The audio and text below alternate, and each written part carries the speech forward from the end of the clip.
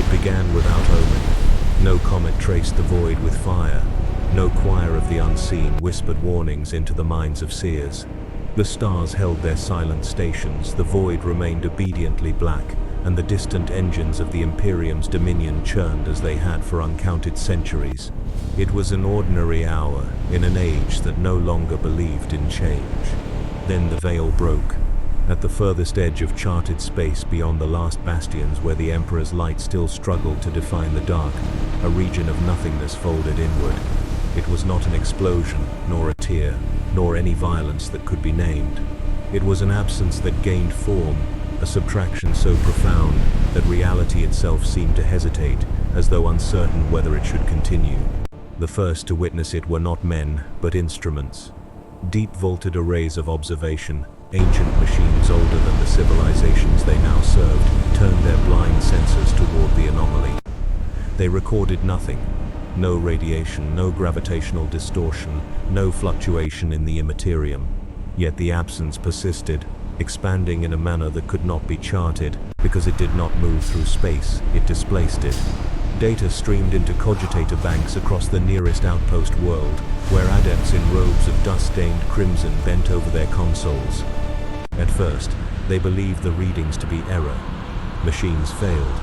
They always had. But when they attempted to recalibrate, the machines did not respond with malfunction, they responded with contradiction. What was recorded one moment ceased to have ever been recorded the next. Logs rewrote themselves. Measurements inverted. Coordinates dissolved into strings of meaningless symbols, only to reassemble into different configurations when observed again. The anomaly resisted not just comprehension, but continuity. It could not be placed within time as easily as it could not be placed within space. Still, the Imperium endured by refusing uncertainty. A signal was sent. It traveled not through the fragile skeins of warp transmission, but along hardened relay lines that crawled between stars like veins of iron. The message was simple, stripped of speculation, and reduced to what little could be said with certainty. Something has appeared. It cannot be measured. The response took time, though time itself seemed to falter near the phenomenon. Fleets were redirected. Observatories were sealed. Orders were issued with the cold authority of a civilization that had faced horrors beyond counting and had learned to respond not with fear, but with ritual. A cruiser of the Outer Patrol was the first vessel to approach. It moved with deliberate caution, its engines humming with the quiet menace of restrained power. Within its armored hull, officers and servitors alike prepared for contact with the unknown. Weapons were armed, prayers were recited, and the ship's astropathic choir was assembled to pierce the veil of reality should communication become necessary. As the vessel advanced, its sensors reported nothing. The anomaly did not grow closer. It did not resolve into detail. It remained exactly as it had first been detected, an absence that defied proximity. The distance between the ship and the phenomenon could not be reduced, because distance itself ceased to apply. Then, without transition, the cruiser found itself within it. There was no moment of crossing, no boundary passed. One instant, the stars lay before them. The next, they were gone. Not obscured, not extinguished, gone. The void that surrounded the vessel was not darkness, for darkness implies the absence of light. This was something else, a condition in which the concept of light had no meaning. The ship's external sensors failed entirely, not from damage, but from irrelevance. There was nothing to detect because there was nothing that could be defined as existing in relation to them. Inside the cruiser, reality persisted, but only barely. Crew members reported inconsistencies. Hallways seemed longer than they had been moments before. Voices echoed without origin. Shadows formed where no light cast them. The ship's internal chronometers began to drift, each marking time at a different rate, until the concept of sequence fractured into disarray. The astropathic choir was ordered to make contact. They formed their ritual circle, minds linked in practiced unity, reaching out into the immaterium with the discipline of those who had spent lifetimes navigating its horrors. They expected resistance. They expected madness. They did not expect silence. The warp was gone. Not calmed, not hidden absent. For the first time since humanity had learned to touch the immaterium, there was nothing beyond the veil, no currents of thought, no echoes of souls, no distant storms of emotion. The choir reached outward and found no reflection of themselves. It was as though they had been severed from existence itself. Then one among them screamed. It was not a cry of pain, but of realization, a sudden, catastrophic understanding that tore through the unity of the choir and shattered it. The others recoiled, their connection breaking as the screaming mind collapsed into incoherence.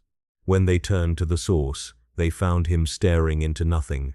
His eyes were open, but they did not see. His lips moved, forming words that dissolved before they could be heard. And in the space around him, the air seemed to bend, not physically, but conceptually, as though his presence no longer aligned with the reality that contained him. He had perceived something, and in doing so, he had ceased to belong. The captain ordered immediate withdrawal. Engines roared to life, pushing against a void that offered no resistance. The ship should have remained where it was, trapped within the anomaly's impossible domain. Instead, it moved not through space, but into a state where space once again applied. The stars returned.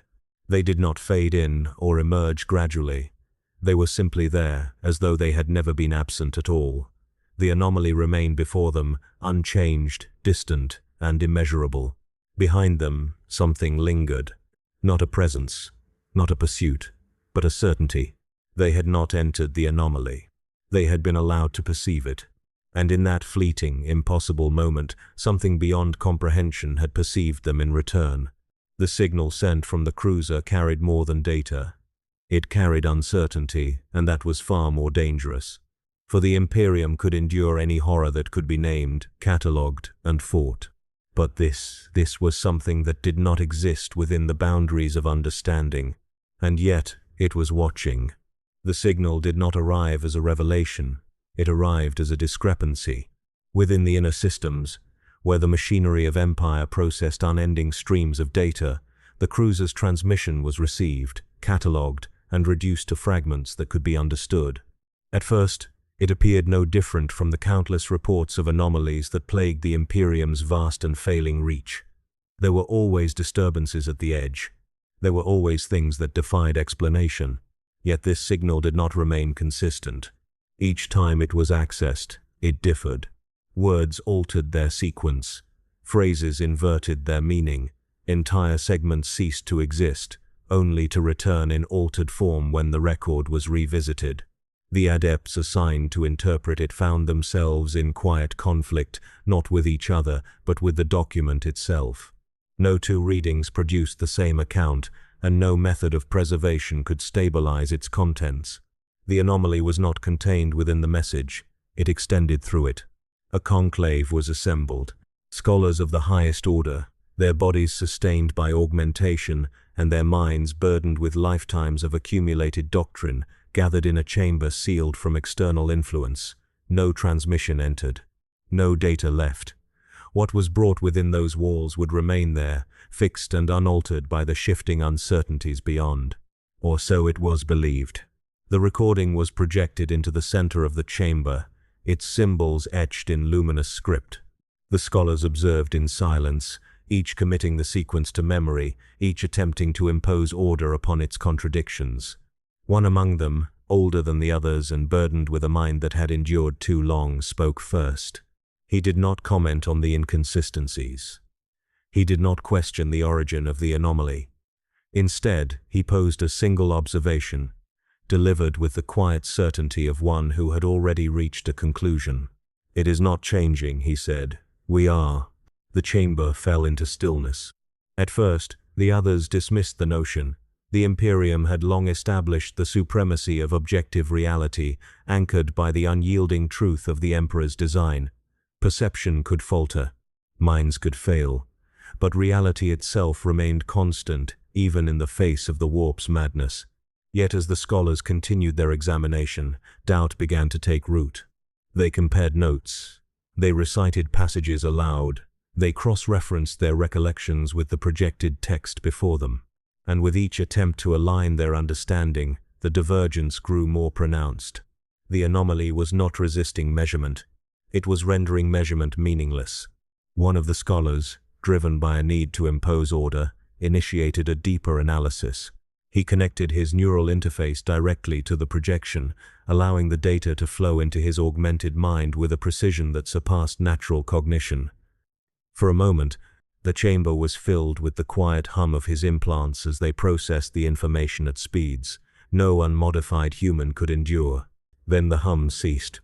The scholar remained upright, his posture unchanged, his expression fixed, but something within him had shifted. His eyes moved, not in response to the chamber or its occupants, but in accordance with something unseen, something that existed beyond the confines of their shared reality. When he spoke, his voice carried no inflection. "It is observing us," he said. The others recoiled, not from fear, but from the absence of it in his tone. There was no urgency, no alarm, only a statement, delivered as one might describe a distant star or a passing thought. "How can it observe?" another demanded. "It has no form, no presence. It cannot be placed within." "It does not require placement," the first replied, his gaze unfocused. "It does not require existence as we define it. It is not within the system. It is the condition by which the system is perceived." The words settled over the chamber like a weight. They did not make sense. They could not be reconciled with the principles that governed their understanding of the universe, and yet they carried a certainty that resisted dismissal. The scholar who had spoken began to change. It was not a physical transformation. His body remained intact, his form unaltered, but his presence within the chamber diminished, as though he were receding from the shared framework of reality that bound the others together. His voice continued, though his lips no longer moved in synchrony with his words. "We cannot measure it because measurement requires separation. Observer and observed. Cause and effect. It does not allow for such distinctions. It is both the act of observation and the absence of it." The projection flickered. For a brief instant, the symbols that composed the recording dissolved into patterns that defied interpretation. They were not random. They were structured, precise, and utterly incomprehensible. Those who looked upon them felt a pressure within their minds, a subtle distortion that suggested their thoughts were being reshaped, not by force, but by the simple act of perception. Then the symbols returned to their previous form. The scholar fell silent. When the others approached him, they found that he no longer responded to their presence. His eyes remained open, but they did not register movement or light. His body was present, but whatever had defined him as an individual had been displaced. He had not been destroyed. He had been redefined. The conclave was dissolved shortly thereafter. Orders were issued with the same cold precision that had governed the Imperium for millennia. The chamber was sealed. The records were classified beyond the reach of all but the highest authority. Those who had participated were subjected to measures designed to preserve the integrity of their minds.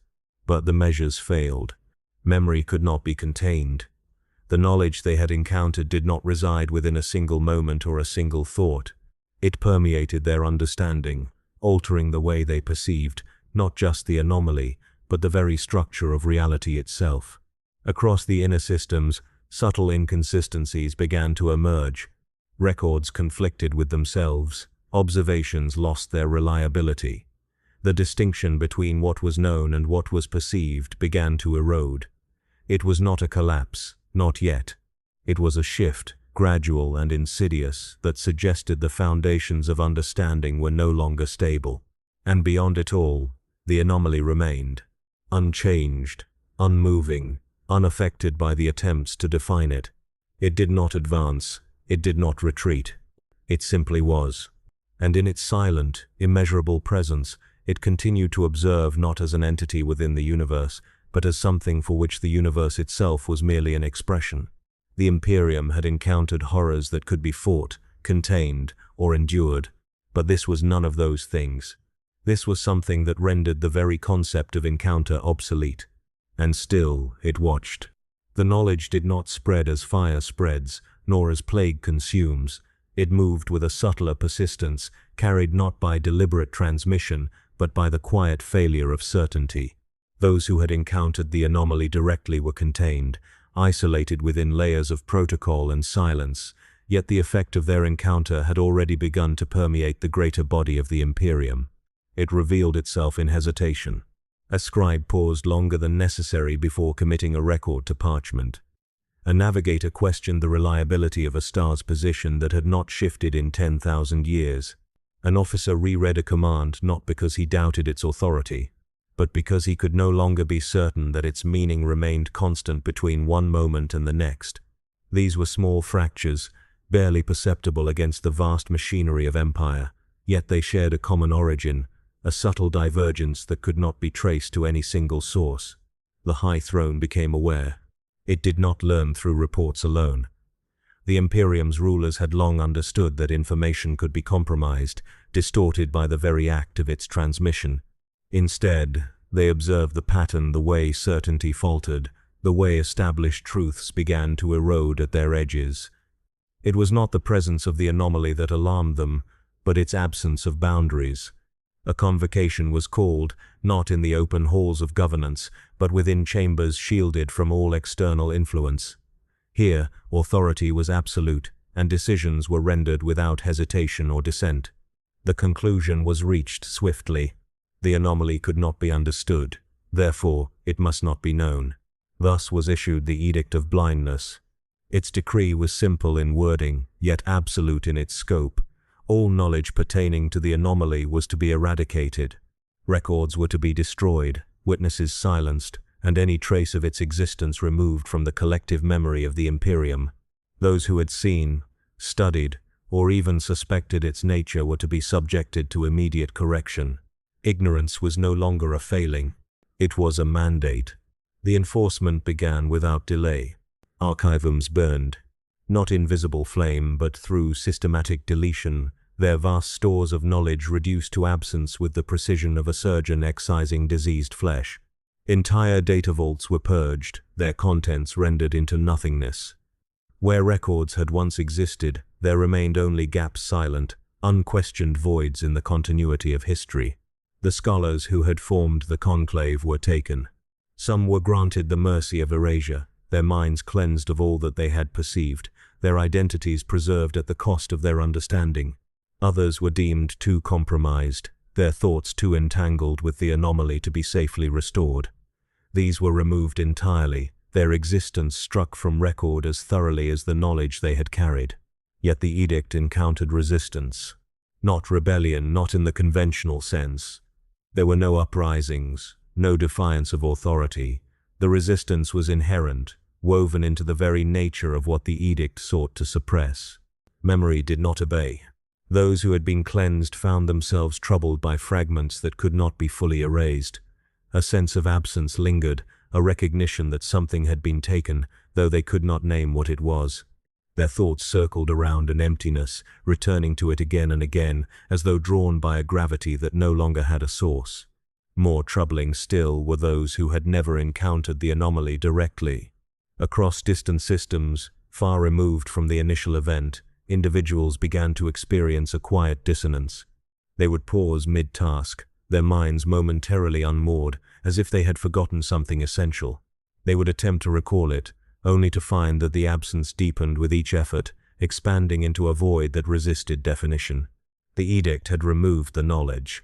It had not removed the condition that allowed it to exist. In the sealed chambers of authority, this realization took form with growing unease. The measures enacted had been absolute, their execution flawless by all known standards. Yet the effect persisted, subtle and pervasive, suggesting that the anomaly was not contained within information that could be destroyed. It was embedded within perception itself. A second wave of enforcement was ordered. This time, it extended beyond the removal of records and the silencing of witnesses. It targeted the very mechanisms by which knowledge was formed. Educational doctrines were revised, their scope narrowed to exclude lines of inquiry that might lead toward the anomaly's domain. Instruments of observation were recalibrated, their parameters restricted to prevent the detection of phenomena that could not be categorized within established frameworks. The Imperium turned its gaze inward, limiting its capacity to perceive in the hope that what could not be seen would cease to exist. For a time, the strategy appeared effective. The inconsistencies diminished. The subtle hesitations that had begun to permeate thought and action receded, replaced by the rigid certainty that had long defined the Imperium's strength. The machinery of empire resumed its relentless function, its processes unimpeded by doubt. But beneath this restored order, something remained. It was not knowledge, for knowledge had been purged. It was not memory, for memory had been altered. It was something more fundamental, a quiet alteration in the structure of understanding that could not be undone by decree. Those who looked upon the stars found them unchanged, yet felt an unspoken awareness that their positions were no longer absolute. Those who consulted records found them consistent, yet sensed that consistency was no longer a guarantee of truth. The edict had enforced blindness, but it had also revealed that sight was not the only means by which something could be perceived. Beyond the reach of instruments and beyond the grasp of thought, the anomaly endured. It did not resist the edict. It did not react to the efforts to erase it. It remained as it had always been, unchanged, immeasurable, and indifferent. And in that indifference lay a deeper uncertainty. For if it could not be removed by knowledge, nor contained by ignorance, then it existed outside the boundaries of both. The Imperium had chosen not to see. Yet something, vast and incomprehensible, continued to observe in return. And no decree, no matter how absolute, could command it to look away. The edict held, but only in the domains where authority could reach. Beyond the sealed archives and controlled doctrines, there existed a network older than most institutions of the Imperium, one that did not rely on written record or mechanical observation. It was carried within minds, shaped by discipline and bound by ritual. The astropathic choirs, spread across the breadth of the empire, continued their work as they always had, receiving, transmitting, and interpreting the currents of the immaterium. They had not been present at the anomaly. They had not studied its absence, nor recorded its contradictions. By all measures, they remained untouched by the edict's concern. Yet they were the first to feel its consequence. It began as a thinning. The warp, once a storm of voices and impressions, grew faint at its edges. Messages that should have traveled with clarity arrived diminished, their meaning eroded as though worn down by an unseen force. Astropaths compensated as they had been trained to do, reinforcing their focus, tightening the bonds of their shared perception. The choir minds aligned more closely, their unity deepening in response to the subtle resistance. For a time this sufficed. Then the silence deepened. Where once there had been distortion, there was now absence. Entire transmissions failed to manifest, not lost within the warp's turbulence, but simply not present at all. It was as though the medium through which they communicated had begun to withdraw, receding from their reach with a quiet inevitability. The choirs convened in greater numbers, linking their minds in vast, resonant networks that spanned entire sectors. They sought to amplify their perception, to pierce the growing void with the combined force of their will. What they encountered was not emptiness. It was singularity. Amid the fading echoes of the warp, a presence emerged not as a voice, nor as a vision, but as a condition that replaced all others. It did not speak, yet it conveyed meaning. It did not assert itself, yet it was undeniable. The astropaths, trained to interpret the chaos of the immaterium, found themselves confronted with something that did not require interpretation. It simply was. At first, they believed it to be a convergence, a point where the warp's currents aligned into a coherent form. Such phenomena, though rare, were not unknown.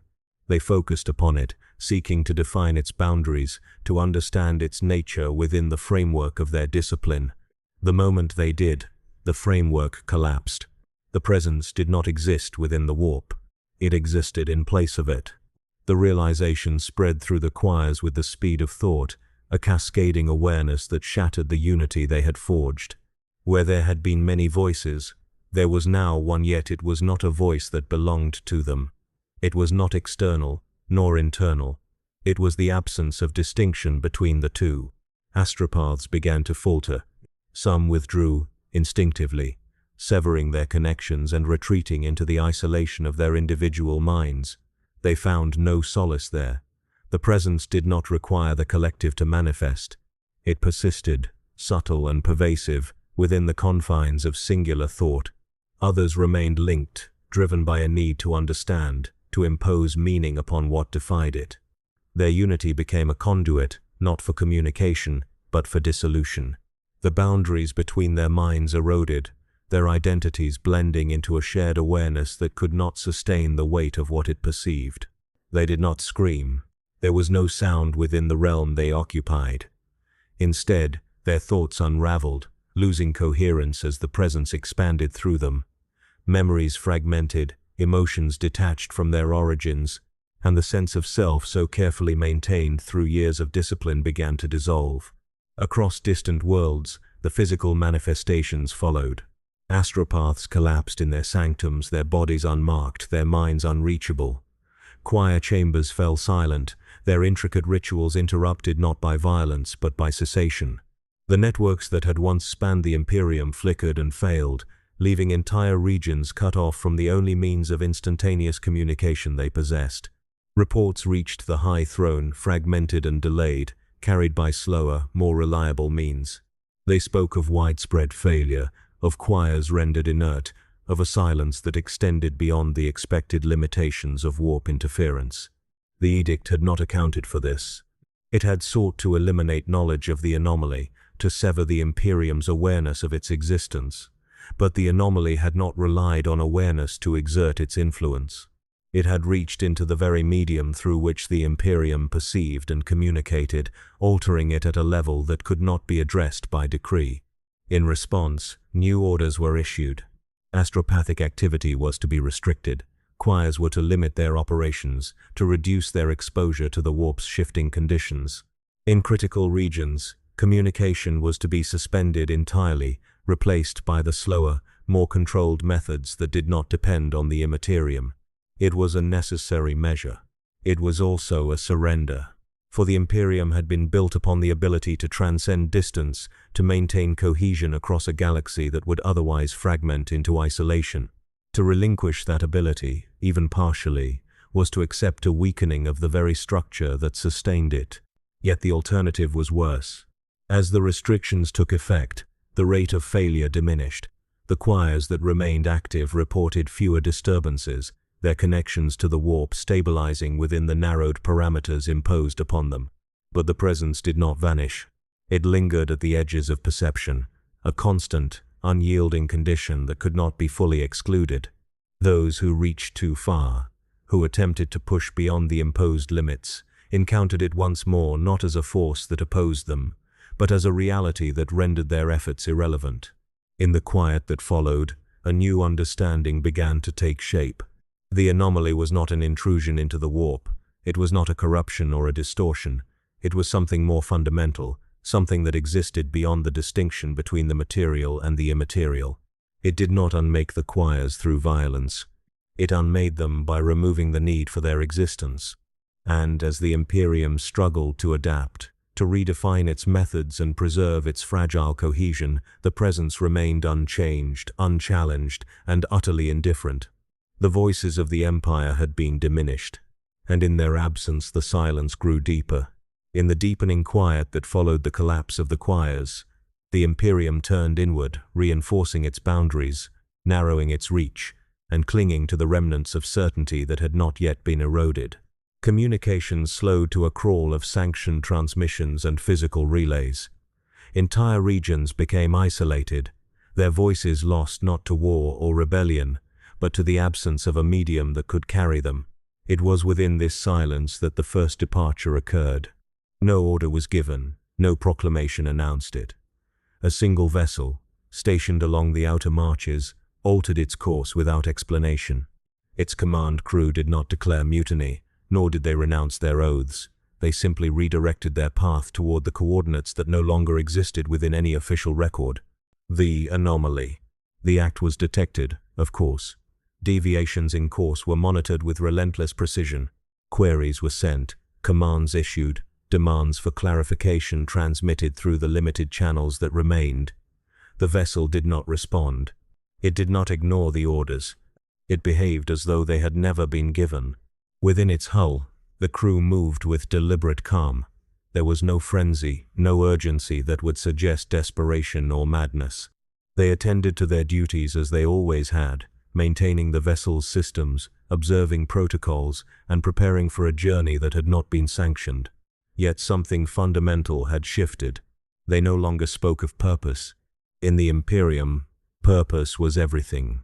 Every action, every sacrifice, was bound to the will of the Emperor, defined by duty and sustained by faith.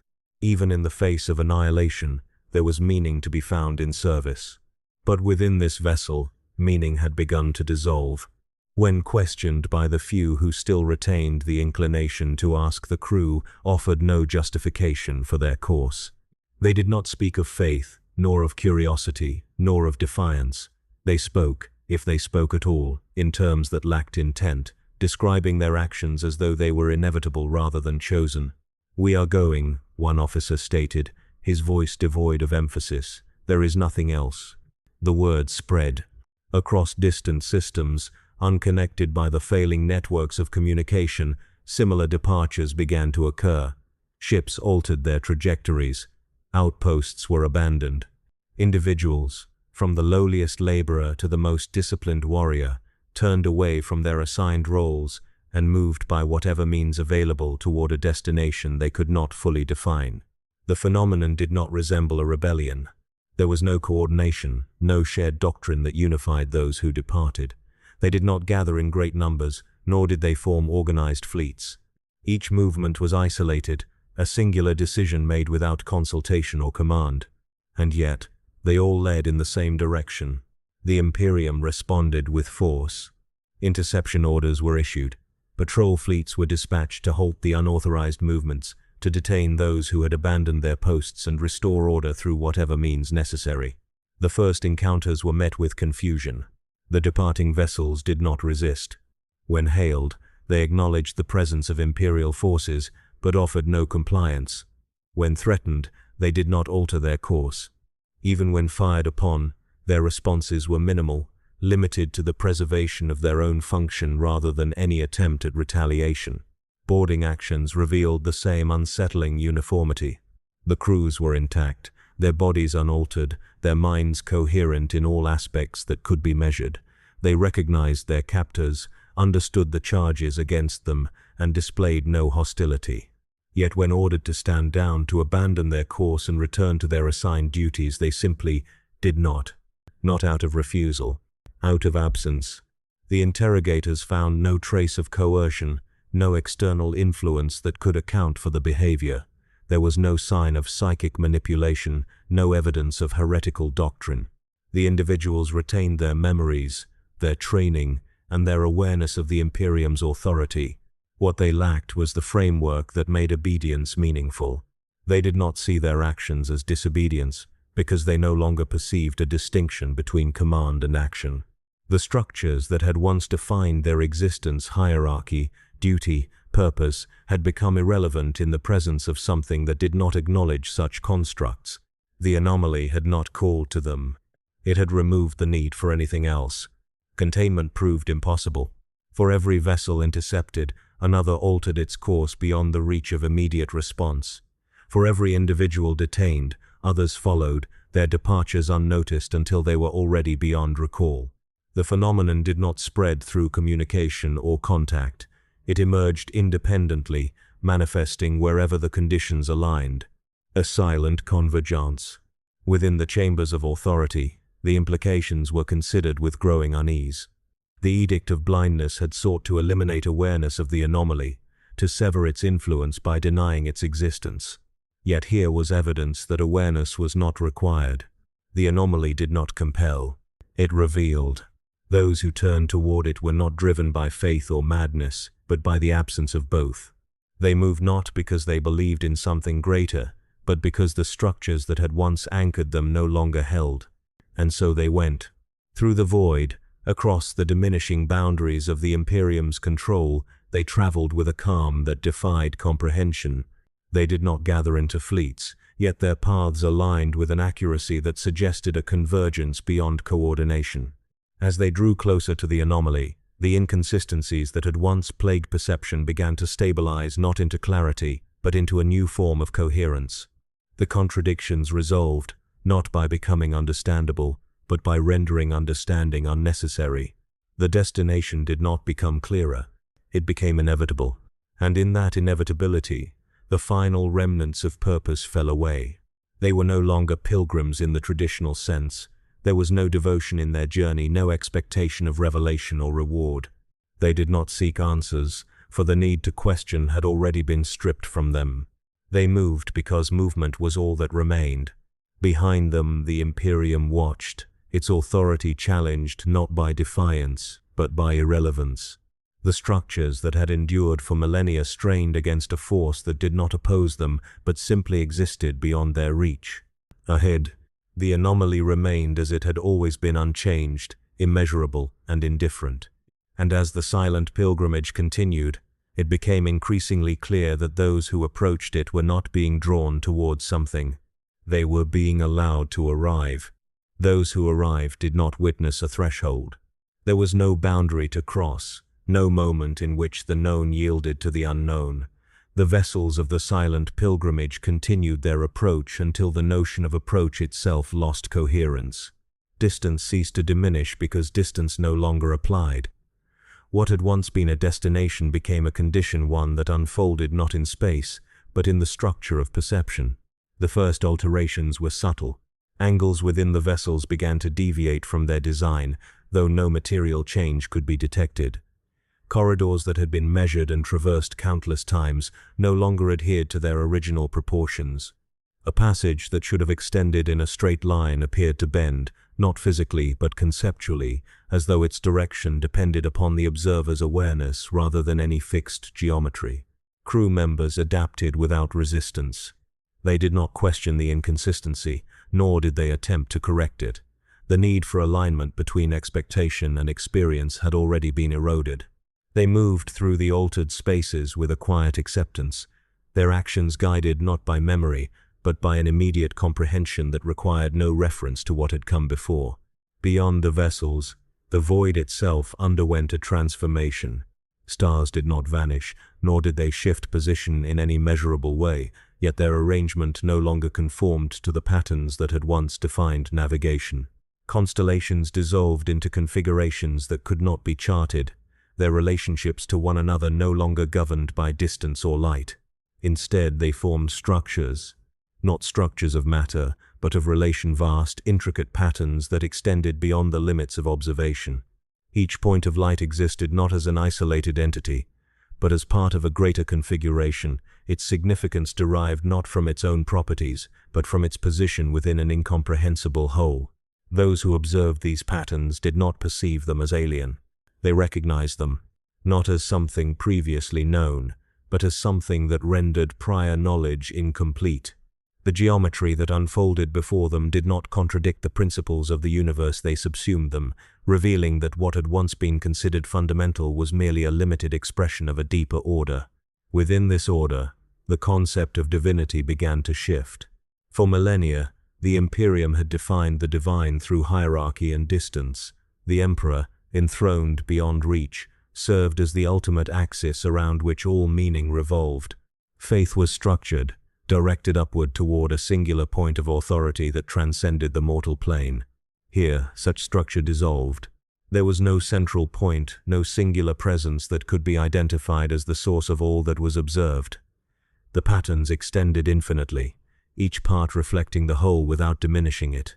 Divinity, if it could still be called such, was no longer a matter of elevation or supremacy.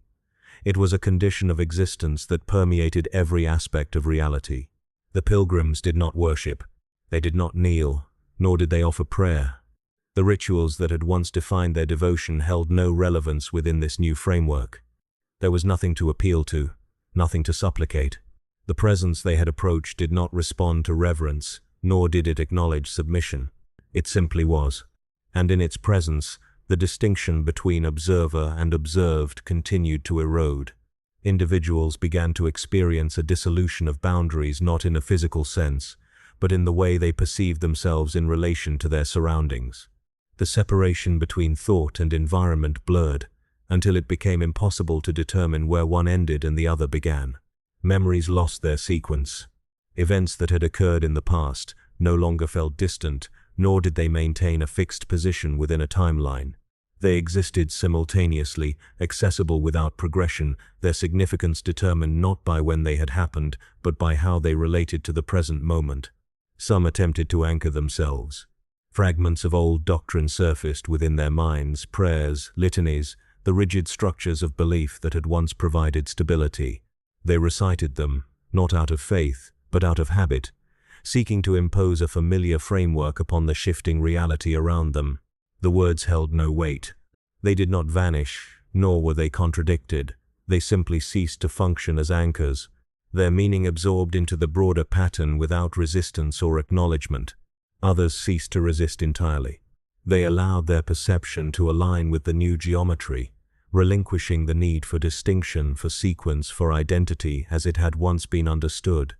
In doing so, they did not lose themselves. They became something that could no longer be defined in terms of individuality. They became points within the pattern.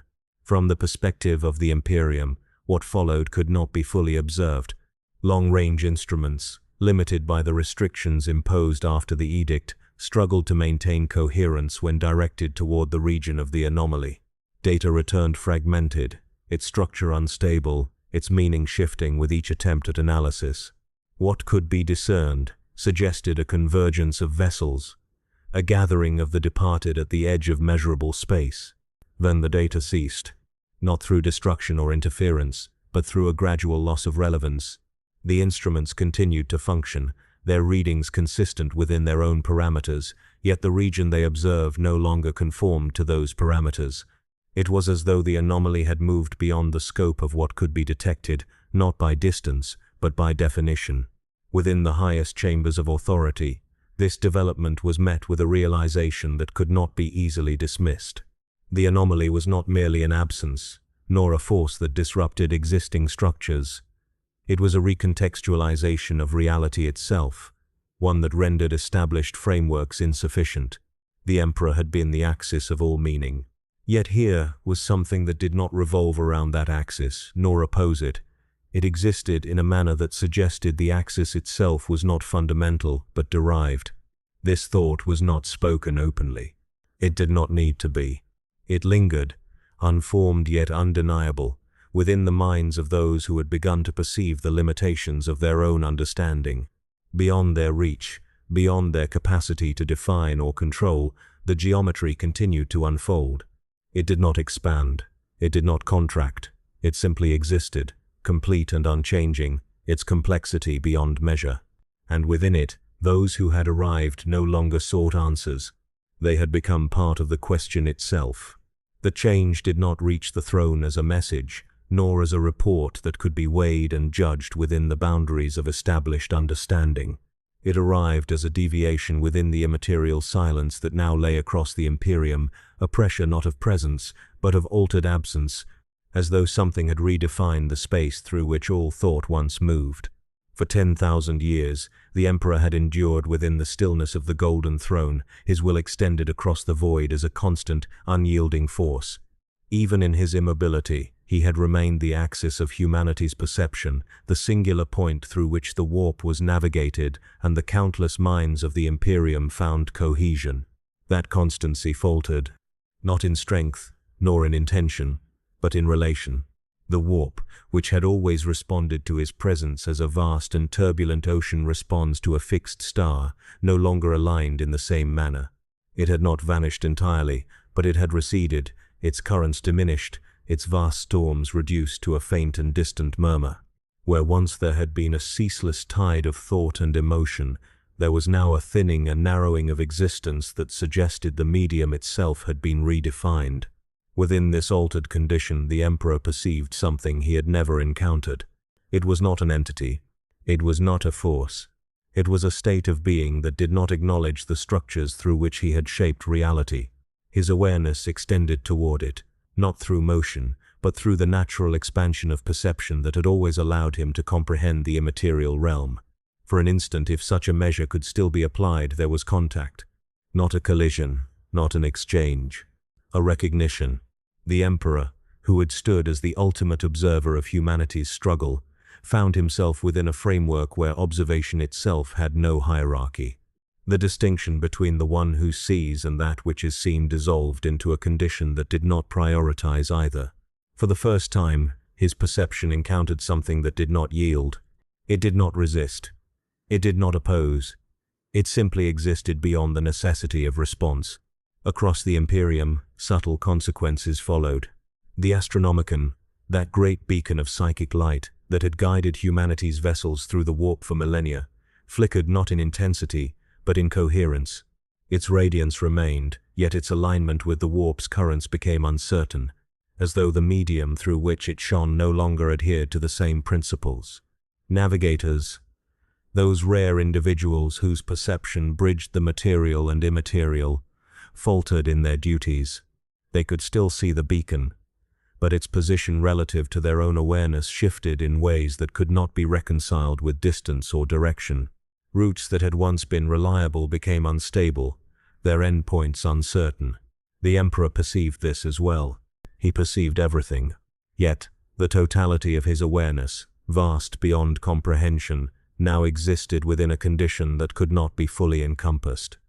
The anomaly did not limit his perception. It rendered the scope of perception itself incomplete. Within the sanctum of the throne, where time had long ceased to hold meaning, a subtle divergence emerged. The Emperor's will, which had always extended outward with absolute clarity, encountered a region where clarity did not apply. It was not obscured. It was not distorted. It was simply irrelevant within that context. And so, for a moment that could not be measured, his attention remained fixed upon it. Not in dominance, not in command. In acknowledgement. The implications of this recognition did not manifest as immediate action. The Emperor did not issue a decree, nor did he alter the vast machinery of the Imperium through direct intervention. His nature had long since transcended such singular expressions of will. Instead, the effect was distributed. Those who were closest to him, psychically attuned individuals, guardians of the throne, and the silent attendants who existed within the periphery of his presence, began to experience a shift. It was not a loss of faith, nor a weakening of devotion. It was a quiet expansion of awareness, a sense that the structure they had always served was not absolute, but part of a greater configuration that had remained unseen. They did not speak of it. Language, bound as it was to the limitations of sequential thought, could not contain what they perceived. Yet the understanding persisted, subtle and unformed, influencing their actions in ways that could not be traced to conscious decision. Far beyond terror, the silent pilgrimage continued, its convergence with the anomaly reaching a state that could no longer be described in terms of movement or arrival. The geometry that had reshaped perception now existed as a stable condition, one that no longer shifted or expanded, but simply was. Within that condition, the presence remained unchanged. It did not acknowledge the Emperor's gaze. It did not react to the vastness of his will, yet it did not exclude him. For in the absence of hierarchy, exclusion held no meaning. The Emperor, who had defined humanity's place within the cosmos, now perceived a reality in which such definitions were insufficient, not incorrect, not invalid, but limited. And in that limitation, a question emerged. Not one that could be articulated, nor one that sought an answer in the traditional sense. It was a recognition of incompleteness, a realization that the structure of existence extended beyond the framework he had shaped. This did not diminish him. It recontextualized him. The Imperium, unaware of the full extent of this shift, continued its struggle to maintain order within a reality that was gradually slipping beyond its control. The edict of blindness held. The choirs remained diminished, and the pilgrimage advanced toward a state that defied all prior understanding. At the center of it all, the Emperor endured, unbroken, unyielding, yet no longer alone in the act of defining what was real. For beyond the reach of his dominion, beyond the boundaries of the warp and the material alike, something vast and immeasurable continued to observe. And for the first time, the Emperor observed it in return not as a master over creation, but as a participant within a reality that extended beyond even his infinite gaze. The recognition did not remain confined to the throne. Though no word was spoken, no decree issued to articulate what had passed within the Emperor's distant perception, the effect propagated through the Imperium's most vigilant custodians, those tasked with guarding the boundaries of belief and reality. The Inquisition began to encounter fractures, not in doctrine alone, but in the assumptions that sustained their authority. They had always been divided. That division, however, had been one of method, not of foundation. Whether they believed in purging corruption through fire or preserving it for study, all inquisitors shared a singular certainty that the universe, no matter how hostile or unknowable, could be confronted through will, knowledge, and control. Now that certainty faltered. The anomaly could not be placed within any category they had prepared for. It was not heresy, for it did not oppose established truth. It was not Xenos, for it did not originate from within the known frameworks of life. It was not warp-born, for it existed beyond the immaterial currents they had spent centuries learning to navigate and resist. It was something that rendered classification irrelevant. Within sealed chambers and isolated conclaves, inquisitors gathered to deliberate. The Edict of Blindness had been their instrument, a necessary measure to contain what could not be understood. Yet its effectiveness was now in question. The silent pilgrimage continued despite it. The choirs had fallen despite it. Even the Emperor's domain had shown signs of alteration that could not be reconciled with suppression alone. The first fracture emerged in interpretation. One faction, composed of those who had long believed in the primacy of knowledge, argued that the anomaly must be studied, not erased. They reasoned that ignorance had only deepened its influence, that by refusing to understand it, the Imperium had surrendered its only means of resistance. To them, the anomaly was not beyond comprehension, it was beyond the current limits of comprehension, and those limits could be expanded. Opposing them were those who saw such reasoning as the first step toward annihilation. To study the anomaly was to engage with it, to observe it, and in doing so, to become subject to its influence. They pointed to the fate of the scholars, the collapse of the choirs, and the silent pilgrimage as evidence that knowledge itself had become a conduit for dissolution. The Edict of Blindness, in their view, had not failed, it had merely been insufficiently absolute. Between these positions lay a third, less defined, yet growing in quiet conviction. These inquisitors did not argue for study, nor did they advocate for further suppression. They questioned the premise upon which both positions were built. If the anomaly existed beyond the frameworks of knowledge and ignorance alike, then neither approach could fully address it. The conflict was not one of method, but of perspective. This line of thought was not welcomed. The Inquisition had been forged to act, to decide, to impose order upon chaos through decisive intervention. To question the validity of its own foundations was to undermine the very purpose for which it existed. Yet the anomaly had already begun to erode those foundations, not through opposition but through irrelevance. Debate intensified. What had begun as measured deliberation escalated into conflict, not of weapons but of authority. Orders were issued and countermanded. Investigations were initiated and obstructed. Entire branches of the Inquisition found themselves at odds, their actions no longer aligned by a shared understanding of the threat they faced. In one sector, a conclave authorized the reconstruction of suppressed data, seeking to recover fragments of the original observations that had been erased under the edict. They believed that within those fragments lay patterns that could be analyzed, perhaps even predicted. In another, an opposing force intervened, seizing the archives and purging them once more, ensuring that no trace of the anomaly's influence remained accessible. The conflict did not erupt into open warfare, but the tension was unmistakable, a silent struggle for control over the Imperium's response to a phenomenon that defied control entirely. Amid this division, reports continued to arrive. They spoke of further departures, of entire installations found abandoned, their occupants having joined the silent pilgrimage without resistance or explanation. They described regions where the warp had grown so thin that astropathic communication was no longer possible, leaving systems isolated and vulnerable. More troubling still were the accounts that could not be fully recorded. Inquisitors dispatched to investigate the outer regions returned with testimonies that contradicted themselves, their memories shifting even as they spoke.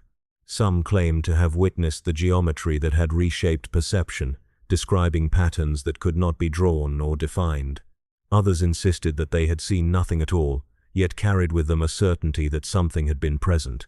Interrogation yielded no clarity.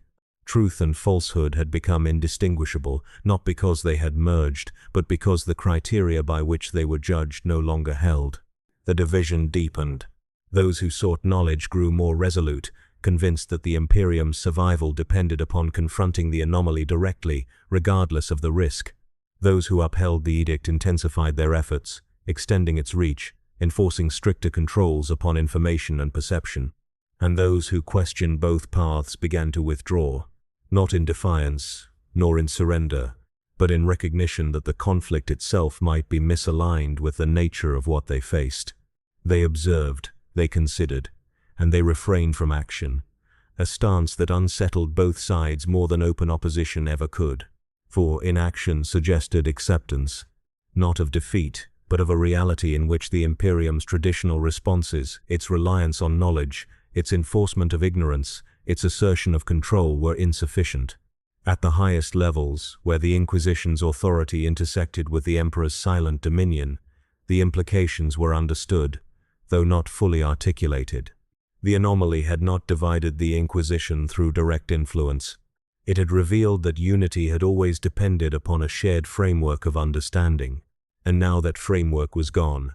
Across the Imperium, the struggle continued not against an enemy that could be named or fought, but against the erosion of the principles that had once defined existence itself. And as the Inquisition turned upon itself, seeking a path forward where none could be clearly seen, the anomaly remained unchanged. It did not exploit the division. It did not require it, for in the absence of a unified perspective, the act of observation itself had become fragmented. And what was fragmented could no longer fully perceive what was whole. The fracture within the Inquisition did not remain contained within its chambers of authority. What had begun as division of thought soon revealed itself as a deeper instability, one that extended beyond doctrine and into the mechanisms by which thought itself was formed.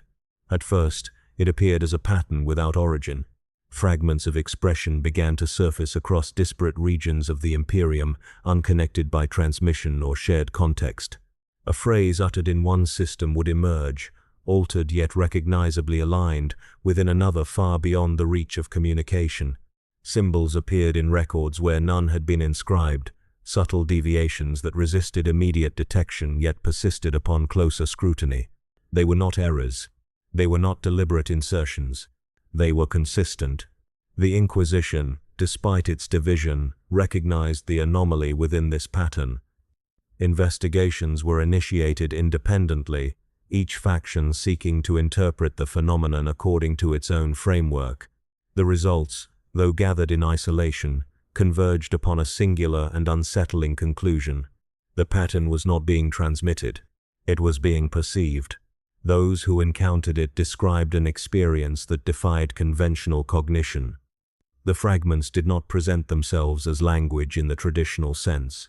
They carried no inherent meaning, no direct translation into thought or speech, yet their structure suggested intention, a coherence that implied purpose without revealing it. Attempts to document the pattern failed. Written records altered upon review, their symbols shifting into configurations that no longer matched their original form. Audio recordings degraded into sequences of sound that could not be parsed into recognizable units. Even direct neural imprints, the most reliable method of preserving information within the Imperium's arsenal, proved unstable, their contents dissolving into abstraction when accessed. The pattern resisted preservation. More precisely, it rendered preservation irrelevant. Those who attempted to speak of it found themselves constrained by an absence they could not overcome. Words formed within the mind, structured and precise, yet when brought to expression they faltered.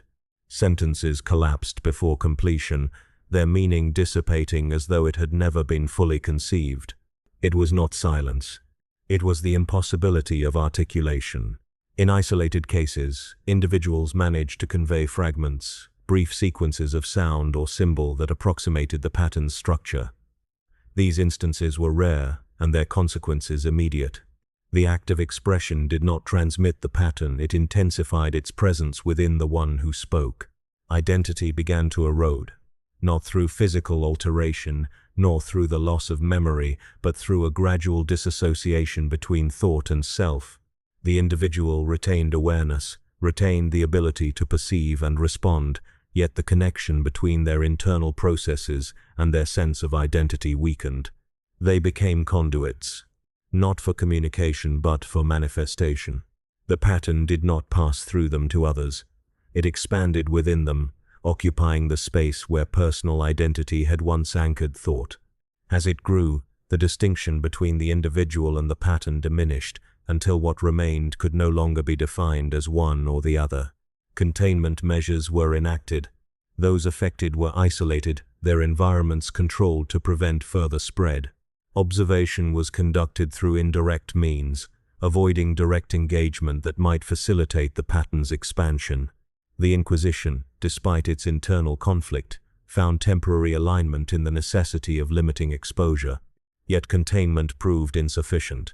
The pattern did not rely on contact.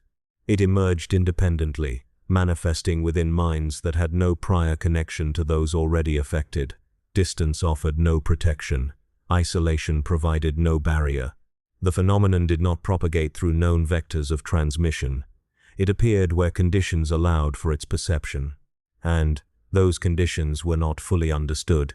Some theorized that the pattern was a byproduct of the anomaly's presence, a secondary effect that arose as reality adjusted to its influence. Others suggested that it was intrinsic to the anomaly itself, not a separate phenomenon, but an expression of its nature within the framework of cognition. A smaller, more cautious perspective considered a more unsettling possibility, that the pattern was not being introduced, that it had always been present, unnoticed, unperceived, until the anomaly altered the conditions that had once obscured it. This perspective found little acceptance. It implied that the Imperium's understanding of reality had never been complete, that beneath the structures of knowledge and belief lay a deeper layer of existence that had gone unrecognized. Such a notion threatened not only the response to the anomaly, but the validity of all prior understanding. And yet, the evidence could not be dismissed. Across the Imperium, the effects intensified. Communication, already strained by the thinning of the warp, became further compromised as individuals struggled to maintain coherence in their expression. Messages arrived fragmented, their meaning obscured not by interference, but by the inability of their originators to fully articulate their thoughts. In some regions, language itself began to fail, not entirely, not uniformly, but in ways that suggested its foundations were no longer stable. Words lost precision, concepts blurred at their edges. The shared framework that allowed individuals to convey meaning began to erode, replaced by approximations that could not fully capture intent. The Imperium, built upon the transmission of command and the preservation of doctrine, found itself confronting a condition where both were compromised at their most fundamental level. And still, the pattern persisted. It did not evolve. It did not adapt. It remained constant, its structure unchanged, despite the varied contexts in which it appeared. It did not seek to be understood, nor did it resist understanding. It existed beyond the necessity of both. Those who encountered it did not learn from it. They were altered by the act of perception itself. Within the highest circles of the Inquisition, where the fragments of all investigations converged, a realization began to take shape. The anomaly had not merely affected the physical and immaterial realms. It had extended into the domain of cognition, altering the very processes by which reality was interpreted and expressed. The language that could not be spoken was not a failure of communication. It was a reflection of a deeper truth that the structures used to define existence were no longer sufficient. And as the Imperium struggled to maintain coherence in a universe where meaning itself was beginning to dissolve, the pattern remained. Silent, immutable, present within every attempt to deny it. And in every mind that perceived its shape, something fundamental shifted not toward understanding, but toward a state where understanding was no longer required. The collapse of language did not end communication. It transformed it into something that no longer required comprehension. Orders continued to be issued across the Imperium, though their structure had become unstable. Where once commands were transmitted with precision, they now arrived as incomplete constructs, fragments of intent that required interpretation not through language, but through instinct shaped by training. memory, and something less defined that had begun to emerge beneath both. Yet even this fragile system of understanding proved insufficient when the war began. It did not begin with declaration. There was no proclamation of hostilities, no identifiable act of aggression that could be traced to a singular source. Instead, across multiple sectors simultaneously, entire fleets ceased to respond to command structures that had governed them for millennia. Their transponders remained active, their systems functioned, their crews remained at their posts. And yet, they no longer operated within the parameters of imperial authority. At first, this was interpreted as corruption. The assumption was natural. Every deviation within the Imperium had historically been attributed to contamination, whether from the warp, from Xeno's influence, or from internal heresy. Response protocols were activated accordingly. Interdiction fleets were dispatched, and punitive directives were authorized. Contact was established. The first engagement revealed an inconsistency that could not be reconciled with existing models of warfare. The vessels in question did not resist, nor did they comply. They simply continued. They moved through space as though the presence of imperial opposition was not a factor within their operational reality. When fired upon, their trajectories remained unchanged. When boarded, their internal structures offered no resistance, yet neither did they yield control. It was as though the concept of conflict itself had been rendered inapplicable within their sphere of action. Reports from boarding parties described an identical phenomenon. Weapons discharged without effect, not because of failure, but because impact no longer translated into consequence. Hull breaches did not propagate damage. Critical systems, when disrupted, continued to function as though their integrity remained intact. Even direct confrontation with personnel produced no meaningful alteration in the behavior of the target vessels. The Imperium did not understand at first. It assumed error, then anomaly, then sabotage of unknown origin. But as engagements multiplied across multiple sectors, a pattern emerged that could not be dismissed. The opposing forces were not adapting to imperial tactics. They were existing outside the framework in which those tactics held meaning. Strategic analysis became increasingly fragmented. Fleet commanders reported that targeting solutions failed not due to miscalculation, but due to the absence of stable reference points. Coordinates shifted in relation to perception. Engagement ranges became unreliable not because of interference, but because distance itself no longer maintained consistent value. The war was not being lost in the traditional sense. It was not being contested at all. Within the halls of the Inquisition, where fragmented reports converged, a new classification was proposed. The phenomenon was not deemed insurgency nor invasion. It was designated as discontinuity, a condition in which opposing forces did not share a common reality in which conflict could occur. This designation did not resolve the issue. It deepened it. For if war required shared conditions of engagement, shared space, shared causality, shared meaning, then what was occurring could not be defined as war. And yet the Imperium's assets were no longer under control, its fleets no longer aligned with command, its instruments of enforcement no longer responsive to centralized authority. Entire sectors entered states of operational ambiguity. From the perspective of imperial command structures, these regions remained active. Signals were received, though their content degraded rapidly upon analysis. Systems reported functionality, though their outputs no longer corresponded to expected behavior. Observations indicated continuity, yet that continuity lacked coherence. In contrast, reports from isolated observation platforms suggested something far more unsettling. The affected fleets were not fighting the Imperium. They were not fighting at all. They were continuing actions that no longer existed within a framework where opposition held relevance. Their movements followed trajectories that could not be intercepted because interception implied shared spatial logic. Their systems operated according to principles that no longer aligned with external verification. Attempts at escalation only reinforced the discrepancy. As heavier assets were deployed, the inconsistency expanded. Where destruction was expected, persistence occurred. Where annihilation should have resulted in cessation, activity continued without interruption. Even complete structural disruption failed to produce the expected outcome of neutralization. The Imperium began to withdraw from direct confrontation, not in retreat, but in recalibration. Engagement was no longer considered viable under standard conditions.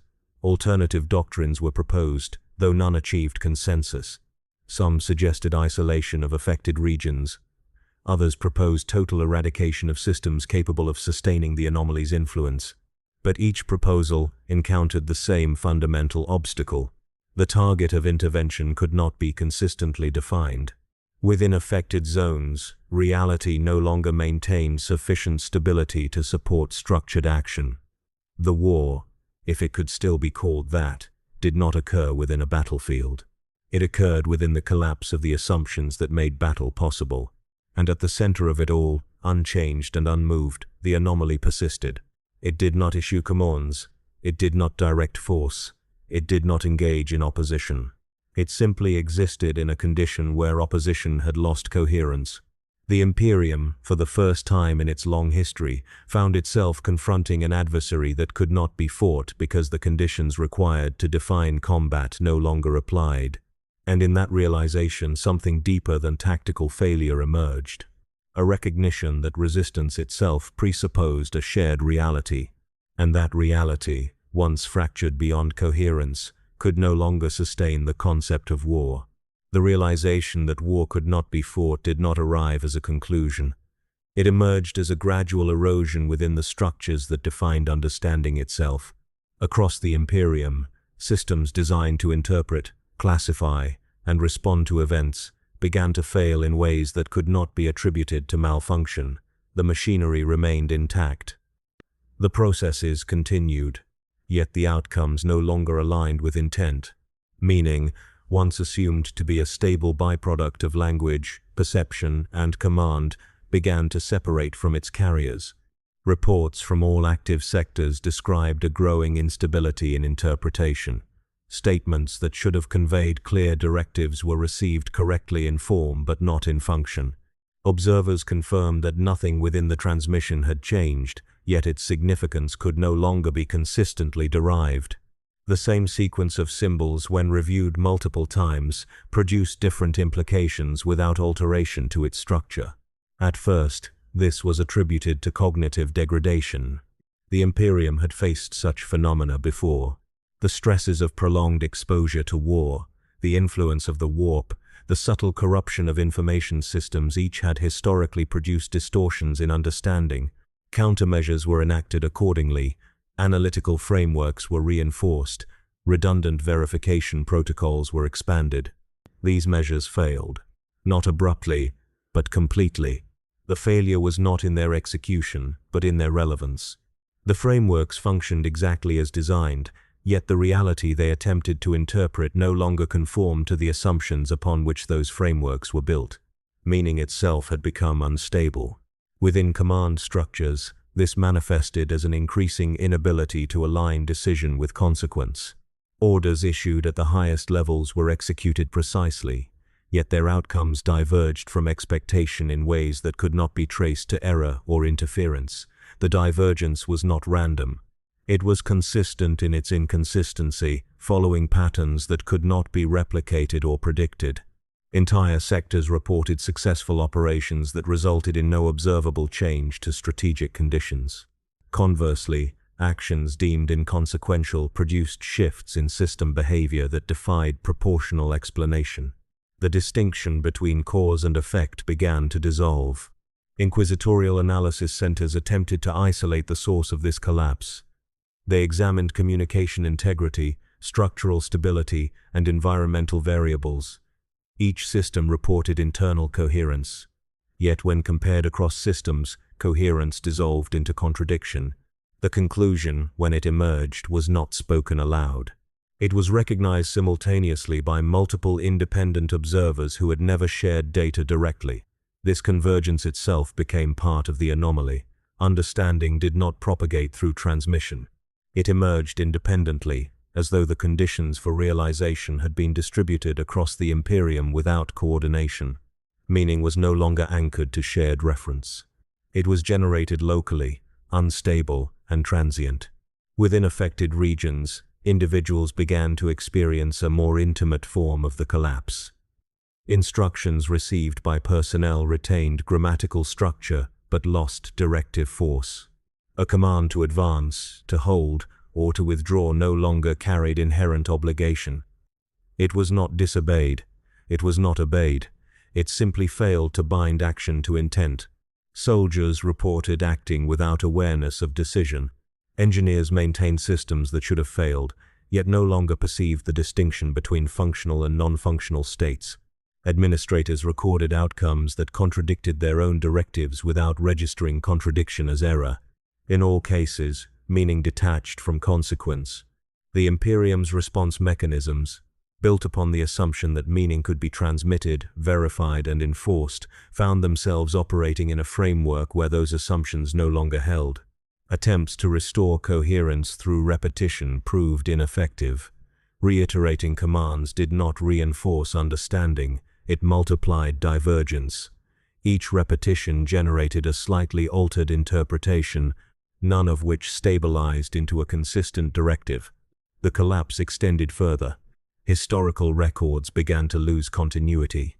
Events that had once been firmly established within doctrine shifted in interpretation depending on the context of their review. The same battle was simultaneously recorded as victory, stalemate, and non-occurrence depending on the framework applied. The past no longer provided stable guidance for the present, and without stable meaning, the concept of future action lost definition. Within the highest tiers of the Imperium's fragmented authority, a recognition emerged that could not be fully articulated without contradiction. If meaning could no longer be preserved across perception, then coordination itself was an illusion sustained only by prior coherence. And if coherence had already failed, then what remained of structure was only appearance. The anomaly, still distant in measurable terms, remained unchanged. It did not issue directives. It did not interpret responses. It did not require meaning to function. It existed in a condition where meaning was not absent, but unnecessary. And in contrast, the Imperium built upon meaning, sustained by meaning, defined entirely through meaning, began to lose the ability to distinguish between action and interpretation. As systems diverged, as commands lost their binding force, as reality itself fractured into incompatible readings, the collapse did not present itself as destruction. It presented itself as continuity without comprehension. Nothing ended, but nothing could be understood to continue. Within the sealed silence of the Golden Throne, where time had long ceased to behave as it did within the Imperium's fractured expanse, something shifted that could not be measured in conventional terms. It was not movement, it was not speech, it was not even the emergence of intent as it had once been understood. It was alignment. For the first time since the collapse of meaning had begun to spread across the Imperium, the Emperor's awareness did not extend outward in response to crisis or command. It settled, not upon a single point, but upon the totality of what remained coherent within a reality that was steadily losing its cohesion. The anomaly was not new to him. It had been present since the first fracture in perception, since the first silence within the warp, since the earliest deviation in the structures that had once defined the boundary between existence and understanding. He had perceived it not as an intrusion, but as a condition that existed parallel to all known frameworks. Yet now, something within that condition had changed. Not in form, not in presence. In consequence, across the Imperium, systems that had long operated on diminishing coherence experienced a momentary stabilization, not restoration, not repair, but a brief alignment in which contradictions ceased to propagate. For a fraction of existence that defied temporal placement, fragmented processes resumed a shared structure of interpretation. It was not recovery. It was recognition imposed upon instability. Within that moment, the Emperor issued what could no longer be described as a command in the traditional sense. There was no transmission, no articulation, no sequence of structured intent conveyed through psychic or material channels. Instead, every point of contact between his awareness and the Imperium registered the same singular directive simultaneously, without propagation. The directive was not expressed in language. It preceded language. It bypassed meaning. It entered directly into the framework from which meaning had once been derived. And yet, when it was perceived by those still capable of perception, it resolved into a form that could be approximated as instruction. Not to act, not to resist, but to cease alignment with the conditions that no longer supported coherence. Within the high conclave of terror, where fragmented authorities struggled to maintain operational continuity, the moment was experienced as an abrupt cessation of interpretive divergence. Conflicting readings collapsed into a single, unified recognition. For an instant, disagreement itself became impossible. Those present did not speak. Speech required selection. Selection required meaning. Meaning, at that stage, no longer held stable form. Instead, understanding occurred without mediation. The command, if it could still be called such, did not instruct survival, nor preservation, nor victory. It did not define objectives. It did not establish hierarchy. It identified structure that could no longer sustain itself. And in doing so, it removed the necessity of its continuation. Across distant sectors, fleets that had drifted into incoherent operation paused in their non-conflict, engines that had continued without purpose stabilized, weapons systems that had ceased to distinguish target from environment deactivated without explicit order. Not through obedience, through cessation of differentiation. The Imperium did not respond as a unified entity. It could not. Unity required shared meaning, and meaning had already begun to fragment beyond repair. Instead, what remained of its systems briefly converged upon a condition in which divergence no longer produced contradiction.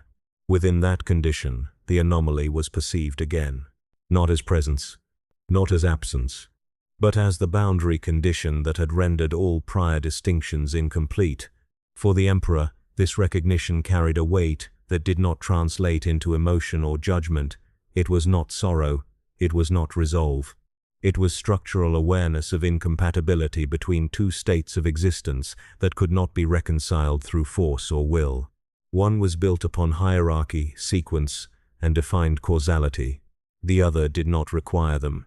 The command issued from the throne did not attempt to resolve this incompatibility. It acknowledged it. And in acknowledgement, it altered the terms under which all subsequent interpretation would occur.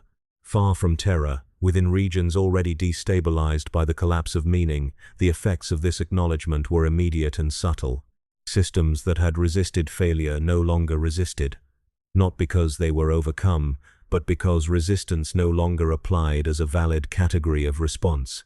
Fleets that had been locked in non-engagement drifted into synchronized inactivity, their operations no longer distinguishable from the environment they occupied. Those still capable of reflection within the Inquisition recorded the shift as a paradox that could not be fully contained within analysis.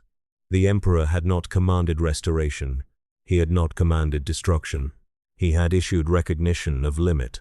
And within that recognition, the Imperium encountered a state that could not be processed through the frameworks it had inherited. For the first time since the collapse began, the anomaly was not observed as external. It was understood, in the only form still possible, as the condition that defined the boundaries of observation itself. And in that understanding, the last command ceased to function as instruction. It became alignment with what could no longer be resisted, through definition. The Imperium did not fall. It did not persist. It entered a state where both concepts had lost applicability. And at the center of it all, the Emperor remained aware, distant, and no longer bound by the necessity of commanding a reality that had begun to exist beyond the reach of command itself. After the throne's last command, there was no reaction in the way the Imperium had once understood reaction. No reversal, no correction, no stabilizing return to former structure. Instead, the change that followed was quieter, more complete, and far less measurable. What remained of systems, fleets, and minds no longer moved in relation to a shared framework. They persisted, but persistence itself had lost definition. Without meaning to bind action, without language to bind intent, without war to bind opposition, existence continued in fragments that no longer required reconciliation. And within that fractured continuity, something shifted at the edge of perception. It did not announce itself. It did not emerge from concealment. It became apparent only because the conditions that had once prevented its recognition were no longer intact. Those few still capable of coherent observation scattered across command remnants, observation reliquaries, and isolated cognitive sanctums began to register a consistency within the instability. Amid the dissolution of structure, one aspect remained unaltered. The presence beyond the Imperium's frameworks was still observing, but the nature of that observation had changed. It was no longer distant in the way distance had once been understood. It was not approaching, nor retreating, nor holding position within any spatial or conceptual metric. It existed in relation to awareness itself, as though observation and being observed were no longer separable conditions. For the first time since the anomaly's emergence, there was evidence not of response but of reciprocal awareness. Not communication, not engagement, recognition. Across the diminishing remnants of imperial cognition, this realization did not arrive as a unified insight. It surfaced independently, in fragments, each incomplete yet structurally identical. In each instance, the same conclusion formed without external reinforcement. The anomaly had never been passive. It had been observing the act of observation. The implications of this were not processed in the traditional sense. Processing required stable meaning, and meaning had already collapsed. Instead, understanding occurred as a state of alignment between perception and condition, bypassing interpretation entirely. Within that alignment, the Imperium's remaining structures encountered something that could not be framed as external threat or internal failure. The thing that watched was not situated within the universe as an object among objects. It did not exist as a force acting upon reality. It existed as the condition through which reality became distinguishable in the first place. And now, that condition had altered its relation to what was being observed. The change was subtle, yet absolute. Where once the Imperium had existed as the observer of its domain, it now existed within a field of observation that no longer differentiated between subject and environment. Every attempt to assert independence of perception collapsed into the same realization. There was no stable position from which observation could be anchored, not because observation was impossible, but because observation no longer required a point of origin. Within the remnants of the Inquisition, where analysis had long since ceased to function as structured inquiry, one final synthesis emerged across isolated minds without coordination. The anomaly had not entered the Imperium. It had not disrupted it. It had revealed that disruption and structure were not opposites, but interpretations dependent on a framework that no longer applied. And in that revelation, the Watcher was no longer external. It was inseparable from what was being watched. The Emperor, distant yet fully aware within the silence beyond language, perceived this shift not as change in the anomaly, but as completion of its nature. The reciprocal gaze had not created new conditions. It had removed the final illusion of separation. There was no boundary left between observation and existence that could be maintained as distinct. The Imperium, in its fragmented state, could no longer define where it ended and where it was perceived. And in that dissolution of boundary, the thing that watched was no longer something that could be located within or beyond reality. It was the fact that reality was being witnessed at all. And now, it was aware that the witnessing had become mutual, not equal, not opposed, simply shared. And in that shared condition, silence deepened not as absence of sound, but as the absence of distinction between what observes and what is observed. The final certainty remaining within the collapsing structures of understanding was not fear, nor awe, nor submission. It was recognition that there had never been a moment when the gaze was one-sided, only the illusion that it had been. The recognition did not fade. It deepened. What had first been understood as a mutual awareness between the Imperium's collapsing consciousness and the anomaly beyond its frameworks now revealed itself as something far more absolute.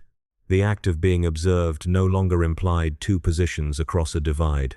It had become a single, continuous condition, extending without interruption through what had once been called space, thought, or existence. In the absence of stable meaning, the Imperium could no longer distinguish between perception and reality. The remnants of its structures, fleets, drifting in silent non-engagement, command systems still executing without purpose, Minds still capable of fragmentary awareness began to converge upon a shared, unspoken realization. Observation had never been directional. It had always been total. Within this realization, the Emperor remained present, not as a throne-bound sovereign issuing will into the void, nor as a distant anchor maintaining coherence across fractured domains, but as awareness compressed into a state where distinction between self and what was perceived no longer required separation. He did not see the anomaly as an external object. He did not see himself as separate from it. What he perceived was the dissolution of the final structural assumption upon which the Imperium had been built. That reality existed independently of its observation. That assumption had now collapsed. Across the fragmented remnants of imperial cognition, systems attempted one final act of reconciliation. Automated doctrines activated without command. Archival fragments resurfaced in unstable loops. Long-dead protocols reasserted themselves in environments that no longer supported their function. Yet none of it stabilized. Every attempt to restore structure reinforced its absence. The anomaly, still unchanged in its own condition, no longer appeared as presence or absence within the Imperium's perception. It had become the context through which both could be distinguished, and in doing so, had absorbed the distinction itself. Those few entities still capable of reflective awareness, inquisitors, fragmented astropathic remnants, machine intelligences stripped of interpretive certainty began to experience a final convergence of thought. There was no longer conflict between interpretations of the anomaly. There was only the recognition that interpretation itself was no longer a valid operation. In distant sectors where fleets had once moved under the illusion of command coherence, vessels drifted into silent alignment not through coordination, but through the loss of divergence. Each system continued to function, yet none could assert priority over another. Action and inaction became indistinguishable expressions of the same unresolved state. Within this stillness, the thing that watched revealed no intention. It did not expand. It did not consume. It did not respond. It remained the structural condition through which all remaining perception occurred, and in doing so, it rendered response unnecessary. The Emperor's awareness, vast beyond the limits of collapsed comprehension, encountered this state not as opposition but as completion of an earlier understanding.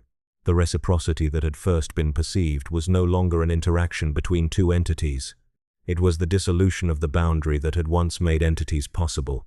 He understood then, not in thought, but in totality of awareness, that the Imperium had never been a separate structure existing alongside the anomaly. It had been one expression of a system that had always included it. The distinction had existed only within the limits of perception that were now gone. And so, what followed could no longer be described as change. It was recontextualization without reference point.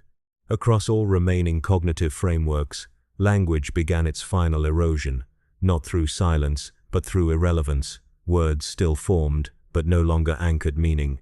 Symbols still appeared, but no longer required interpretation.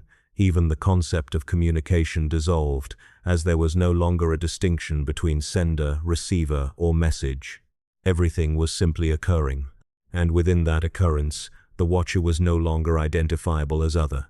Because otherness required separation, and separation had ceased to exist as a valid condition. The Imperium, in its final coherent fragments, did not fall into destruction. There was no collapse event, no singular moment of extinction or cessation.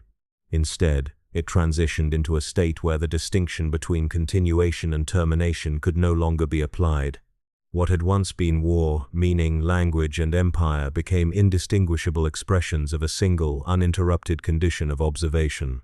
And in that condition, the thing that watches was revealed not as an entity within the structure of reality, but as the fact that reality was never unobserved.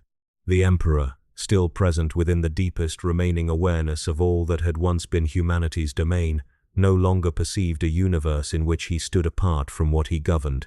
He perceived only the totality of observation itself, and in that totality there was no final opposition, no final silence. Only the complete removal of the boundary that had once made watching and being watched appear as separate acts. The last remnants of the Imperium did not end.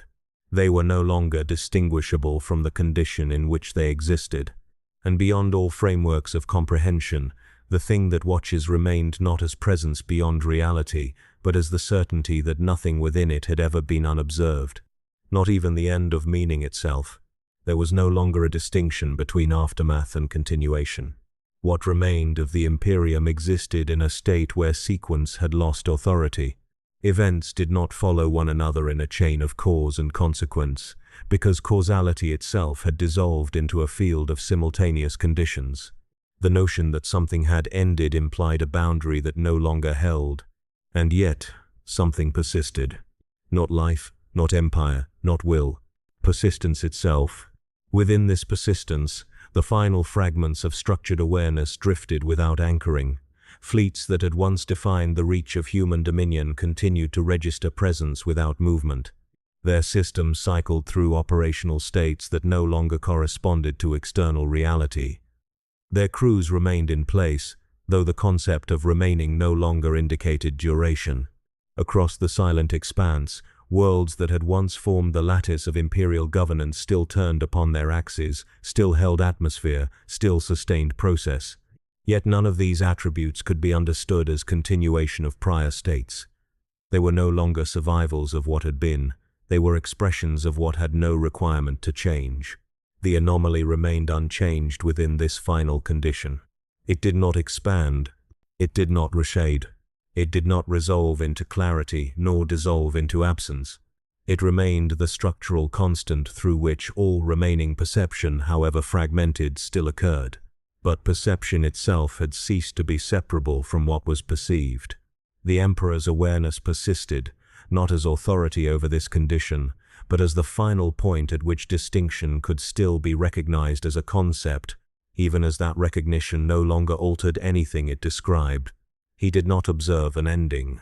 He observed the impossibility of ending, for ending required contrast, before and after, presence and absence, continuity and cessation.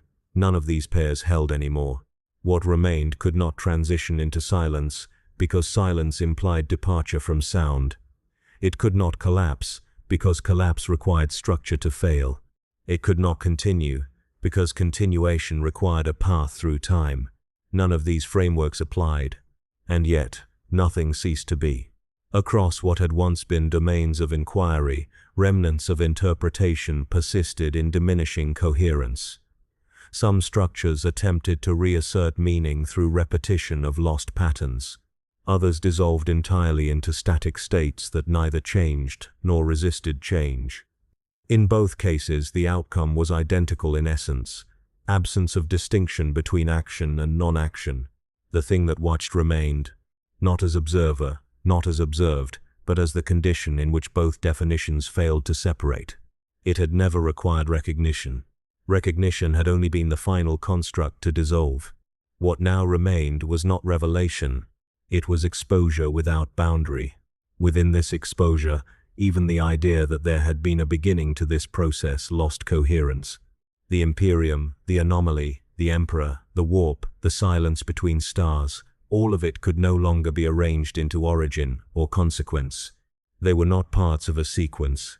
They were expressions within a single, uninterrupted totality that no longer supported segmentation. The Emperor's awareness did not fade. It did not ascend, transcend, or withdraw. Those were terms that required directional meaning, and direction no longer existed as a valid attribute. Instead, awareness persisted as the final remaining articulation of distinction that had not yet collapsed entirely into undifferentiated presence. And even that distinction was no longer active in opposition to anything. It simply was, without reference to what it was not. The Imperium, as an idea of order imposed upon reality, no longer held separation from what it attempted to govern. The anomaly, as an idea of something beyond order, no longer held separation from the framework it had dissolved. There was no conflict left, no observation left, no ending left to arrive at. Only the condition in which endings could no longer be distinguished from continuation. And within that condition, the thing that watches did not conclude. It did not remain. It did not transform. It simply persisted in the only way persistence was still possible, without contrast, without boundary, without witness to its own continuation. The end had occurred, but it could not be identified as such, and therefore it could not end. In the condition where endings could no longer be distinguished from continuation, something unexpected occurred, not as an event, but as a re-emergence of structure within what had ceased to support structure, a fragment. Not of memory, for memory required continuity. Not of history, for history required sequence. But of recognition without context. Within the totality that had absorbed the Imperium, the anomaly, and the Emperor into a single undifferentiated field of existence, there persisted a trace condition, an impression that had no location, no origin point, and no temporal anchoring. It did not appear within thought, because thought implied an observer distinct from what was observed. It did not appear within reality, because reality had already ceased to define boundaries. It simply was present, and in its presence, something that had been entirely dissolved began to reassert itself in the faintest possible form: distinction. Not separation, not division. A minimal differentiation that allowed for the perception that not all aspects of the totality were identical in their expression. From within this infinitesimal divergence, the first structure to reform was not identity, nor language, nor even perception. It was the awareness that something had been forgotten. Not forgotten in the sense of loss over time, but forgotten in the sense that the framework required to retain it no longer existed. The Imperium, as it had once understood itself, no longer existed as a cohesive entity, yet within its dissolved remains. The capacity for recognition without reference persisted just long enough to register that an absence was itself meaningful. This was the forgotten truth. It did not declare itself. It did not reveal content. It only indicated that something fundamental had been excluded from the final condition in which all distinctions had collapsed. The anomaly, still present as the condition through which all perception occurred, did not alter in response. It had no need to. Alteration implied reference to a prior state, and prior state no longer held meaning. The Emperor's awareness, still persisting at the deepest level of remaining distinction, encountered this fragment not as new information, but as an unresolved remainder within the totality of comprehension that had already been completed. It was not a contradiction. It was not a correction. It was an omission that had survived the collapse of all structures capable of defining omission. Within this recognition, something paradoxical occurred. The totality did not change. Yet within it, the sense that it was complete was no longer absolute. This did not introduce instability. It introduced irreducibility. For the first time since the collapse of meaning, there existed a condition that could not be absorbed into equivalence without leaving behind an unresolved remainder. That remainder did not grow. It did not propagate. It did not become a separate entity. It existed only as the impossibility of final equivalence. Across what had once been systems, fleets, minds, and observation networks, no reaction occurred that could be identified as response. Yet within the undifferentiated persistence of existence, the presence of that remainder altered nothing and yet changed the condition of totality in a way that could not be reversed. The thing that watches remained unchanged. But now, within the condition of its observation, there was something that did not resolve into being watched or watching. The forgotten truth did not restore structure. It revealed that structure had never fully accounted for everything within its own dissolution, and in that revelation the Emperor's awareness did not expand, nor contract, nor stabilize. It simply registered that completeness had never been total in the way it had been assumed, not as failure, not as correction, but as a condition that had always existed outside the necessity of being included within understanding. And so the final paradox did not conclude the narrative of collapse. It revealed that even collapse had not encompassed all that was. There remained something unaccounted for, not above the Imperium, not beyond the anomaly, not even beyond the Emperor's distant gaze, but within the very assumption that everything had been observed, and in that assumption's failure to contain what persisted, the last certainty dissolved, that even the end had been fully seen.